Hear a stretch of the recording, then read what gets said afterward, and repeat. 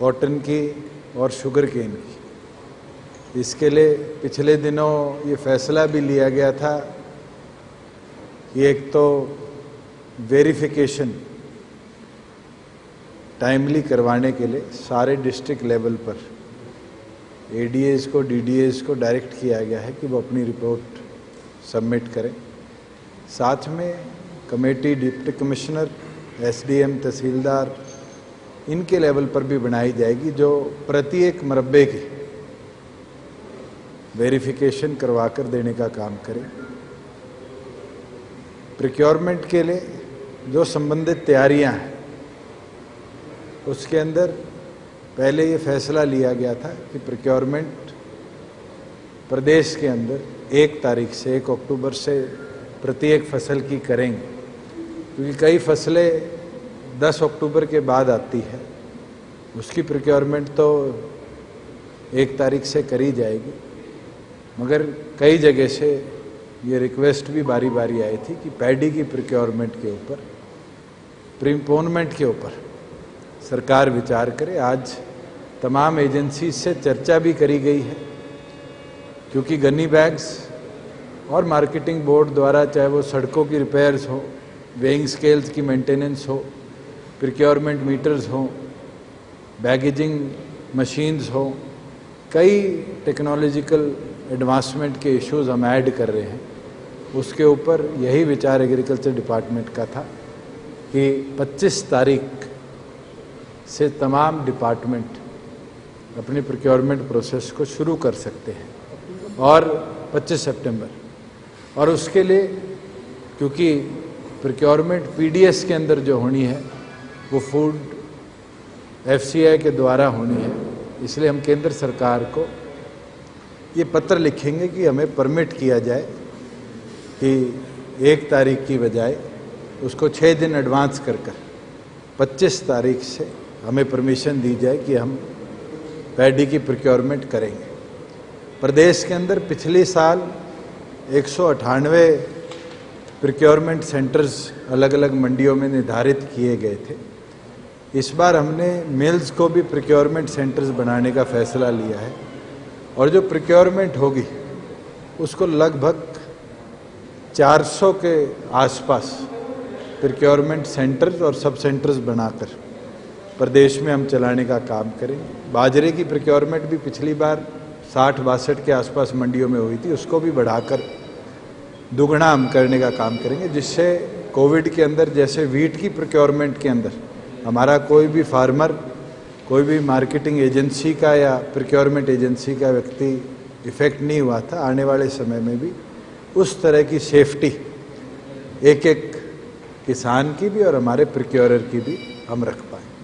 हमारा प्राथमिक उद्देश्य यही है कि अच्छे ढंग से टाइमली एक एक फार्मर की एक एक प्रोड्यूस को हम प्रोक्योर करें।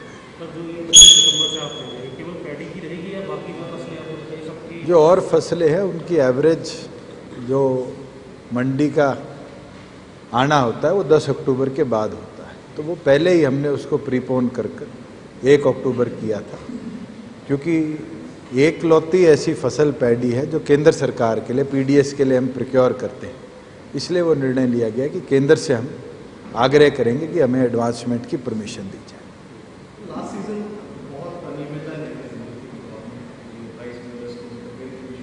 उसकी आज एसीएस लेवल पर मिलर्स के साथ भी चर्चा है कि जितना ट्रांसपोर्टेशन का काम है ये निर्णय लिया गया है कि प्रदेश सरकार जैसे वीट की ट्रांसपोर्टेशन करती है उसी तरीके से करने का काम करेगी। और गोश्त परचेजेस जो हमें अनियमितताएं मिली थी, जिसके ऊपर अलग अलग मिलर्स के ऊपर पेनल्टीज भी लगी हैं, इस तरह की गोश्त परचेजेस ना दिखे उसको स्टेट गवर्नमेंट मॉनिटर करे।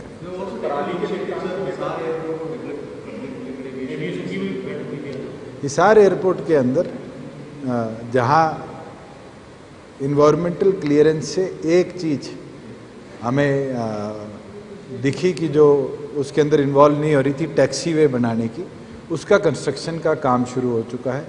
और साथ में क्योंकि ईसी की बैठक केंद्र सरकार में इन्वायरमेंट मिनिस्ट्री ने करनी है, हम उम्मीद रखते हैं कि सितंबर महीने में वो बैठक कर हमें परमिशन दे दे। मगर जो हमारा वेंडर है जिसने रनवे एक्सपेंशन करनी है, उसको टेंडर पहले ही अलॉट हुआ था, उसको हमने परमिशन दे दी है कि वो अपनी मशीनरी एंड इक्विपमेंट साइट पे सेटअप कर दे कि जैसे ईसी का क्लियरेंस आए साथ की साथ रनवे एक्सपेंशन का काम भी शुरू हो और उसके बाद फिर टर्मिनल के काम के ऊपर भी हम कार्य शुरू करें।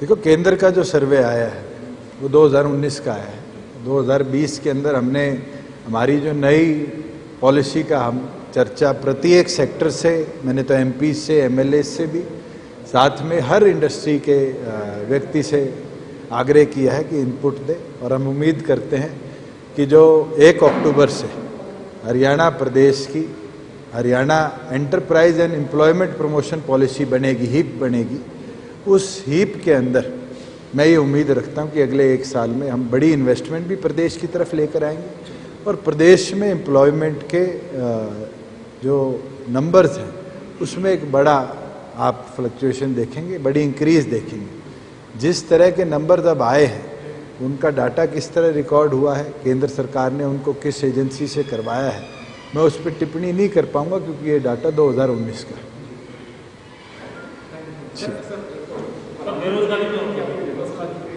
हमने पहले भी जो सब्सिडी पाइलर्स पे थी उसको बढ़ाया है और इस बार तो उसको एडवांस कर दिया है। ऑलरेडी डिस्ट्रिक्ट लेवल पर अगर कोई फार्मर पाइलर्स लेना चाहता है और पराली जलाने के अल्टरनेटिव तरीके को ढूंढना चाहता है, उसको हम एडिशनल ग्रांट भी दे रहे हैं।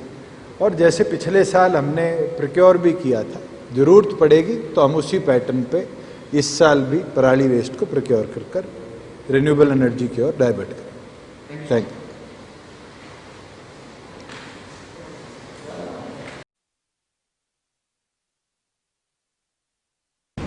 जिससे हमने ये परचेज किया है उसके 2 ऑथराइज डीलर हैं सर एमआरओ के, जो अगर तो हमने उन दोनों को लिमिटेड पार्टिसिपेशन के तहत दोनों को लिख के पूछा था। Mumbai bird is based out of Delhi. Bird जो दिल्ली एयरपोर्ट देखती है वही होती है। एयर कहीं पे और उनका नहीं सर बताते हैं एयरक्राफ्ट ही 2 के पास है, एमपी और हमारे अभी 3 हो गए। और तीसरा में ये केस गया था, वही मैटर है। वही में उस टाइम तो 5 बिडर्स थे इसके अंदर। सर उस टाइम पे क्या इशू क्या हो रहा था कि अगर हमारी वारंटी एप्लीकेबल नहीं, तो अभी हम 5 साल की वारंटी किसी के पास कोई इंजीनियर का कोई सेट सही कांड हो गए। इंजीनियर तो जो मेरे को लास्ट टाइम बताया तो कंपनीज के पास है। नहीं सर, एक दूसरी इंडीमार कंपनी के पास नहीं, और वो ऐसे तो सर इसमें सिर्फ हमारे को जो बिड आई है वो बोर्ड एग्जीक्यूटिव की आई है। तो उसमें सर चूंकि इसमें हमने एक तो अदर स्टेट्स का कंपैरिजन बनाया है। अदर स्टेट्स के गवर्नमेंट ऑफ राजस्थान जो है वो उनके पास ये वाला नहीं है। 19 तो डेट 2 साल। हाँ जी 2 साल